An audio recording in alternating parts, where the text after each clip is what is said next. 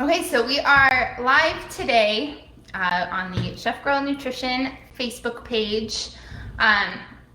So, of course, if you didn't know, today is the first day of fall, yay! So it kind of worked out with the timing of getting back into our lives on the first day of fall and moving from our summer-inspired dishes into some fall-inspired dishes. So there's a lot of wonderful ingredients in season for the fall. So it is the first day of fall, and we are starting with one of the most popular fall ingredients. I already started half peeling this, but it is butternut squash. So I'd say probably the most popular fall ingredient, of course, is pumpkin, right? We start to see pumpkin everything at this time of year. But butternut squash is right in the same family. It's another, right? Pumpkin is a squash, so it's just another kind of fall squash that you'll find in season now. A lot of similar properties to pumpkin. They can kind of be used, similarly in recipes. You can kind of interchange them a little bit.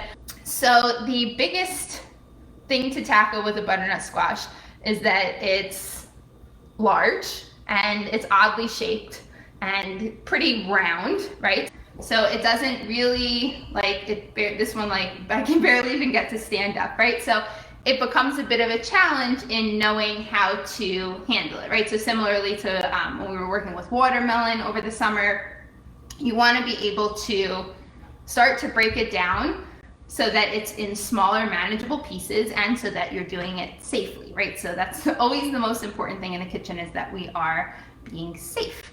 So I wanted to just do a demo of this. So once you know how to break down the whole butternut squash, you can keep doing it throughout the fall, and you can add butternut squash into a variety of dishes. It's one of the nice things about squash like this is once you have it all chopped up, you can roast it, you can saute it, you can mash it, you can do a whole lot with it. And we're just making a very simple honey roasted butternut squash after we cube this all up. And once you have some nice roasted squash, you have it on hand to toss into salads, into grain bowls, toss it into pasta. You can even use the roasted squash and mash that up. So there's a lot of different ways. It's very versatile. So once you have this basic skill down and you understand how to break it down, you can go from there and be eating butternut squash all fall long. So of course the first thing we need to do is wash it. So we talked about this a bit with the watermelon and with melons over the summer. Any fresh produce, even if you don't eat the skin, right? We don't eat the skin of this squash. Some squashes you can, we'll get to that down the road. But butternut squash, we don't eat the skin. So we need to peel it off. But first we want to wash it, because once you start using the peeler, if there's dirt or pesticides or whatever on the outside of the squash and you start to peel it, that dirt and whatever else is on the outside of the squash can get pulled into the inside. So we always want to wash all of our fresh produce, even if we don't actually eat the skin or the rind of it. So to peel the squash, I started doing it because I didn't want it to take forever on this video. You can just use a regular vegetable peeler. So as long as you have a nice sharp vegetable peeler, it will go through the skin. It is pretty tough skin, so you do need to, get a nice grip on it, but it will peel nice and easily. Of course, you can also use a knife if you want and slice the peel off that way, but you usually, you might run the risk of cutting too deep and then you lose some of the squash. I just think it's easier to use the vegetable peeler. So we'll continue through peeling this. And what I find to be easiest too is to actually peel it lying down. So rather than trying to hold it up and it's wobbly and so you're peeling, because a sharp vegetable peeler can cut you as badly as a knife. I will tell you that from experience. So you got to be careful with the vegetable peeler too. So you don't want to be, trying to peel and the squash slips and next thing you've peeled your finger. So I find it easiest to lay it down and peel it that way. So, and I have a little container next to me that I'm using to collect any of the peel so that you can keep your, keep your cutting board clean without all this stuff getting in the way. Ooh, I don't know why this part I can't peel. And you can also, you know, for something like this, I'll do like, you know, the top half, and then you can spin it and do the bottom half. So rather than trying to get like one really long peel, you know, work with a half of it at a time.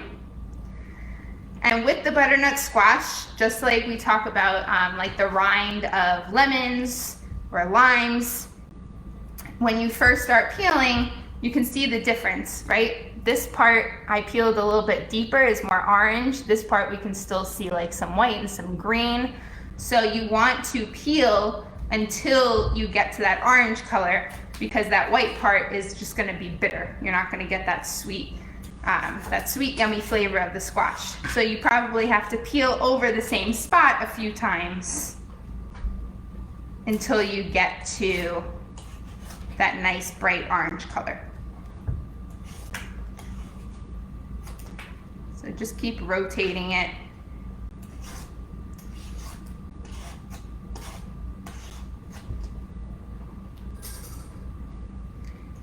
Keep your board clear by having this little garbage bowl next to you to collect all the skin.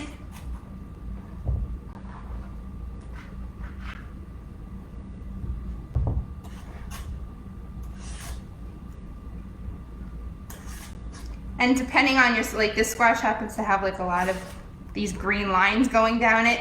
It's just the squash, like some they're all gonna look a little bit different on the inside.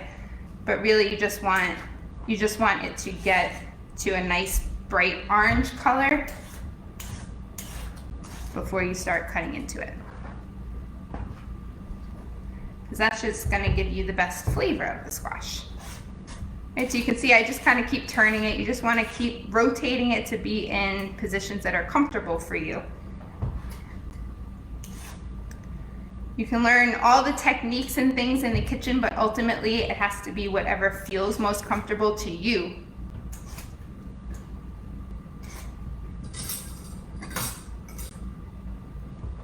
Okay, so I pretty much am good on the peel here.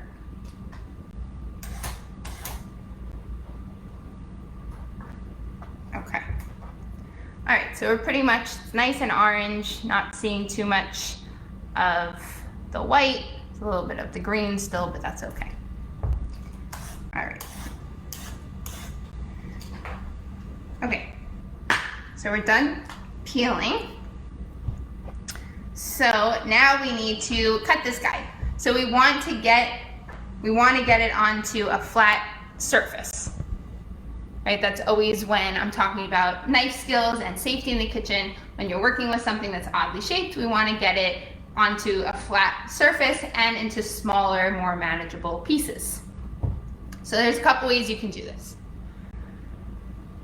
So, like with the watermelon, I used a serrated knife or a bread knife, right, that has these kind of ridges on it, because it helps to get a better grip onto the, the watermelon or the squash in this case. But you can also use a nice sharp chef's knife. So there are two different ways that you can cut into this. We can cut it the long way from stem to bottom, the long way, and then I would recommend using the serrated knife, not only because it's sharper, and this is kind of an awkward position to cut in, but because it's longer. So you can almost get through the whole thing with just one slice. Or what we can do is cut it crosswise like this, which is actually how I usually do it, so that's how I'll do it today. And we get two smaller halves.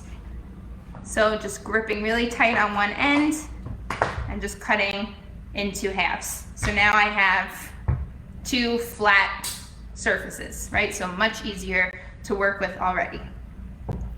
Next thing, we're gonna cut off these ends, right? Of course, we're not eating the ends. Whoop. So, nicely cut that one. and this one. Okay, there we go. 2 halves of the squash. 1 half, the rounder, the rounder bottom half, is going to have the seeds. So we're going to cut this guy in half, and that's where you will find all of the seeds. Okay, so just like you find pumpkin seeds, right? You can find pumpkin seeds in most stores to eat. You can also eat butternut squash seeds, but you don't want to eat them raw, you want to cook them. So you just scoop them out. I have a little bowl here to save them. Scoop them out with a spoon. And you can actually set them aside, and then you can roast them. So we would just want to clean them, just rinse them off in a colander to get any, any lingering butternut squash off of the seeds. And then you want to let the seeds dry, so you can just sit them on a clean dish towel, let them dry. And then you roast them just like you would roast nuts or any other kind of seed at a low temperature, like 275 or 300 degrees for like 10 minutes with some olive oil, some salt. Okay. All right, and you just want to kind of scoop out like any of the, just want to get it nice and clean in there, so just kind of also scooping out any other butternut squash guts that are in the inside. So that we have nice and clean. Okay. All right. So now we have those 2 halves, and we have our other original half here. We sit it on a flat side and cut that guy in half. Okay, so now already you have 4 pieces that are way easier to work with, and now all we need to do is dice it up. Okay, so working with 1 piece at a time. Now you could, for the roasted squash, we're doing cubes, or like a medium kind of dice. You want them to be kind of a large dice, actually, like an inch. We want them to be like an inch big.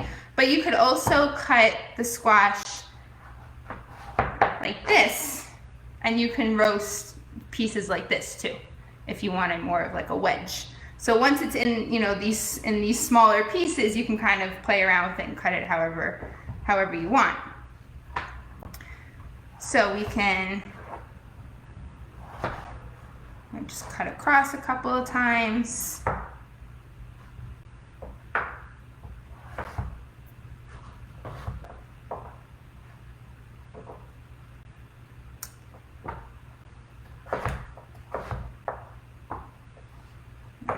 These guys in half.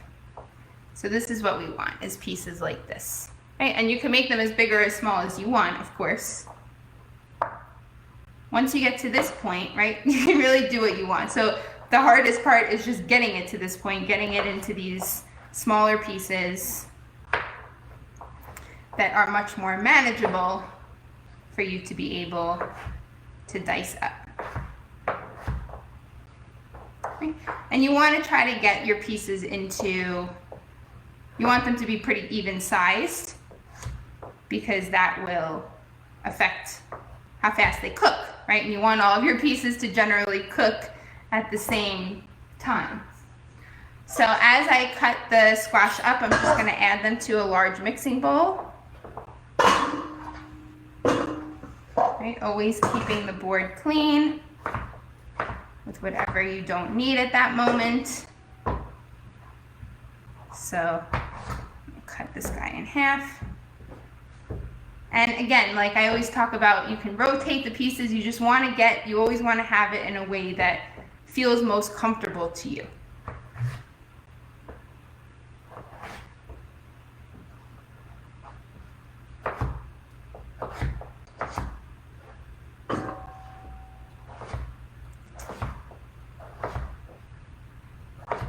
And of course, this bright orange color of butternut squash means it's filled with lots of nutrients. Right, so we have a lot of vitamin A, right? That's mostly what that orange color is. Same thing with pumpkin. So a lot of vitamin A that's good for eye health. And as a general antioxidant in the body, there's vitamin C, vitamin E. So very immune protective. And then of course, other minerals, fiber. So of course, squash in general is a starchy vegetable. So it does have more carbohydrate in it than a non-starchy vegetable, which I generally say that the non-starchy vegetables, to try and keep it straight, the non-starchy vegetables are the typical salad kinds of vegetables, right? So any kind of greens, peppers, broccoli, carrots, tomatoes, well, if you consider tomatoes a vegetable. So starchy vegetables, things like potatoes, squash, different kinds of root vegetables like parsnips, rutabaga, turnips.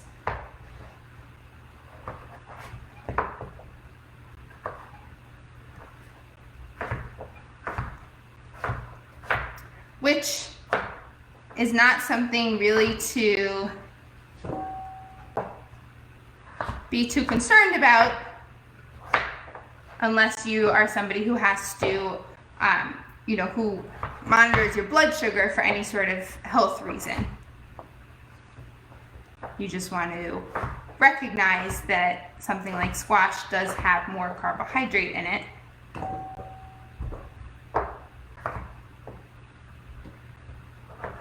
But some of that carbohydrate is fiber and the natural sugars that are in the squash, right? So the butternut squash is, the butternut squash is sweet on its own. It gives off a lot of its own sugars.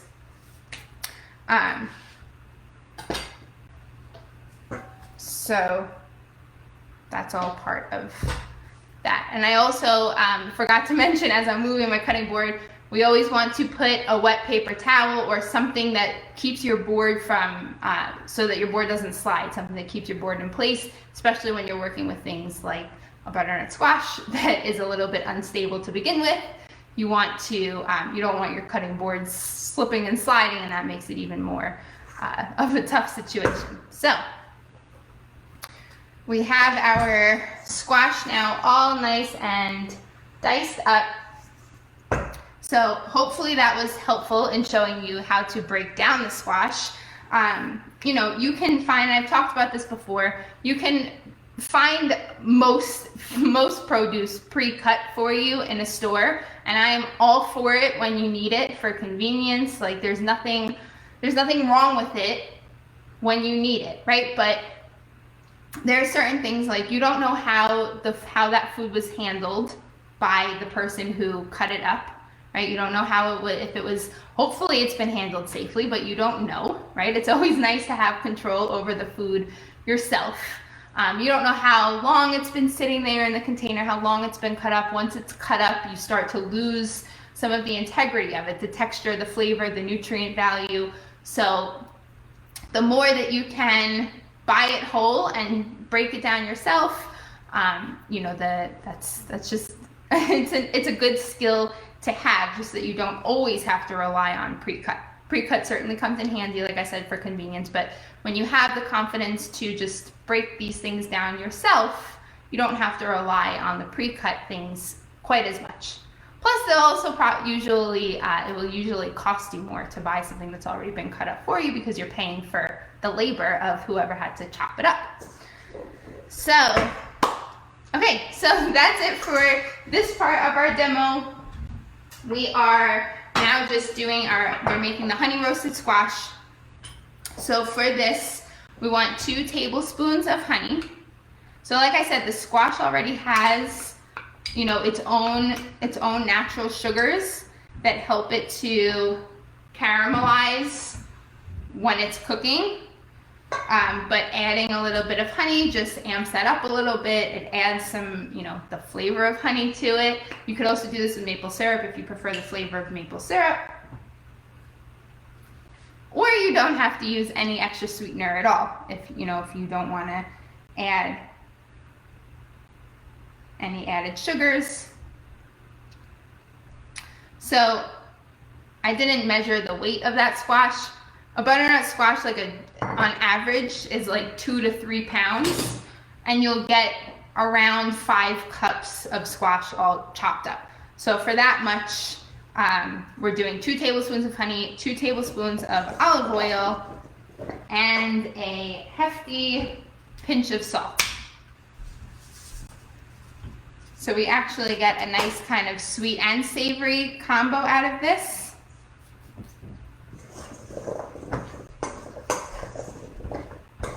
Right, so just mixing it around. I always, when I'm roasting veggies, I prefer to mix everything in a bowl versus mixing it on the baking sheet itself. Just you can get everything really nicely coated in the bowl.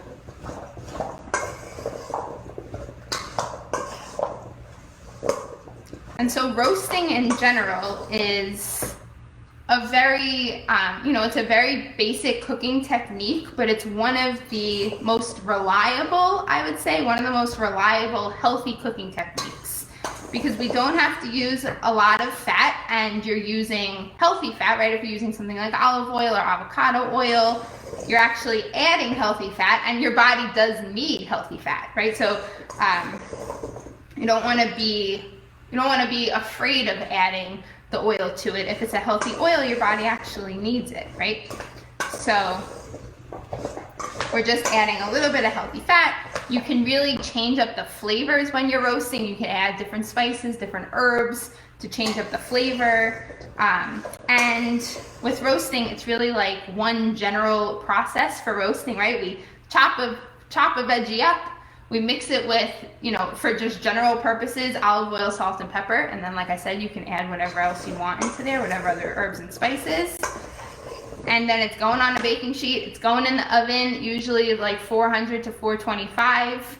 And then depending on how hardy the vegetable is, like the squash, of course, is more hardy than, some non-starchy vegetables. So it takes a bit longer. But once you have the basic roasting technique down, you can roast any vegetable, and it's just a reliable cooking method, and it imparts so much flavor into the vegetable that you're cooking, because you really, more so than, especially compared to something like steaming or boiling, where you're not getting any color on the vegetable, right? It's cooking, it's getting more tender, but you're not getting any color. And adding that brownness, adding that caramelization, that color equals flavor when we're cooking. So, unless of course it's burnt, then it's a bad flavor.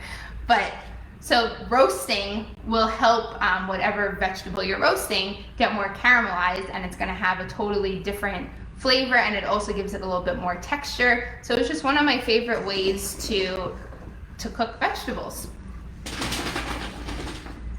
All right, so this is all going onto a large baking sheet lined with parchment paper. Now you do want to be sure that the squash is laying flat and not overlapping. So if you feel like you need to, use 2 baking sheets instead of squeezing them all onto one.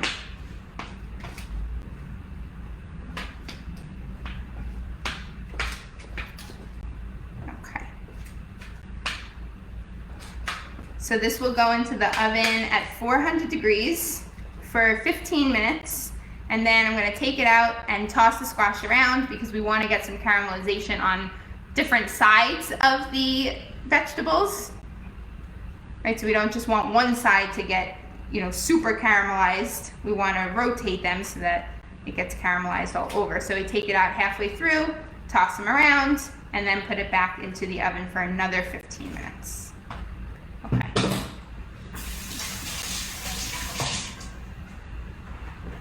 All right, so this is going into the oven. And I see questions there I will answer right now.